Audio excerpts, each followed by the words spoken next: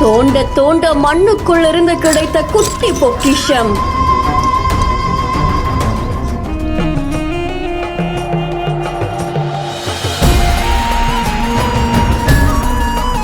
குண்டுமணி அளவில் இருக்கும் தங்கத்தை பத்திரமாக பாதுகாத்த அதிகாரிகள்.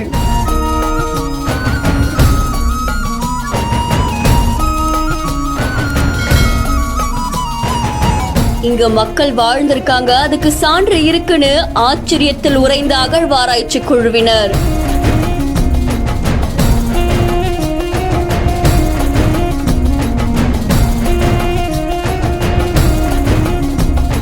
கொடும்பாளூர் அகழ்வாய்வுல பண்டைய காலத்துல தங்கத்துல செய்யப்பட்ட குண்டுமணி, அழகிய வடிவலான மூடப்பட்ட மண்பானை, அதுக்கப்புறமா வட்டக்கல் இதெல்லாம் கிடைச்சிருக்காமா.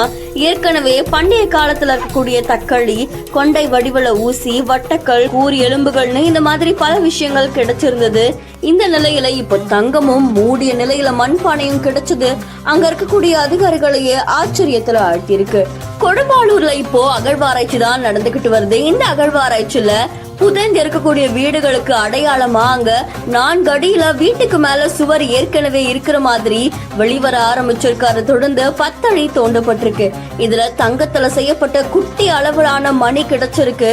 அது தொடர்ந்து அதோட எடை சுமார் 1 கிராம் இருக்கலாம் அப்படின்ற மாதிரியும் கருதப்படுது. அதோட மூடன நிலையில இருக்கக்கூடிய மண் பானையுமே கிடைச்சிருக்கு. மூடன நிலையில இருக்கக்கூடிய இந்த பானை அங்க இருக்கக்கூடிய அதிகாரிகள் வந்ததுக்கு அப்புறமா தான் சோதனை மேற்கொள்ள முடியும் அப்படின்னு அலுவலர்கள் தெரிவிச்சிருக்காங்க. ஏற்கனவே நெசவு தொழில் புரிஞ்சவங்களுக்கு அடையாளமா தக்களி, கொண்டை ஊசி இந்த மாதிரி பல பொருட்கள் கிடைச்சிருக்கு. இங்க மக்கள் வாழ்ந்திருக்காங்க, அதுக்கான சான்று இருக்கு அப்படின்ற மாதிரி தொல்லியல் துறையினர் பல விஷயங்களை வெளிக்கொண்டு வந்திருக்காங்க. புதுக்கோட்டை மாவட்டத்தில் இருக்கக்கூடிய விராலிமலை அடுத்து இருக்கக்கூடிய கொடும்பாளூர்ல தான் இப்போ பல்வேறு வரலாற்று சின்னங்களுமே கிடைச்சிருக்கு. ஏறத்தாழ 3000 ஆண்டுகளுக்கு முன்னாடி உருவான புராண நகரம் அப்படின்ற மாதிரியும் சொல்லப்படுது. இந்த காட்சிகள் சமூக வலைதளங்கள்ல வைரலா பரவிட்டு இருக்கு. இதை தொடர்ந்து பல்வேறு அதிகாரிகளும் அலுவலர்களும் அங்க அகழ்வாராய்ச்சி பணியில ஈடுபட்டு வராங்க. இந்த செய்தி தொடர்பான உங்களுடைய கருத்துக்களை கமெண்ட்ல சொல்லுங்க. மேலும் செய்திகளுக்கு பிஹேண்ட் ஃபாலோ பண்ணிக்கோங்க.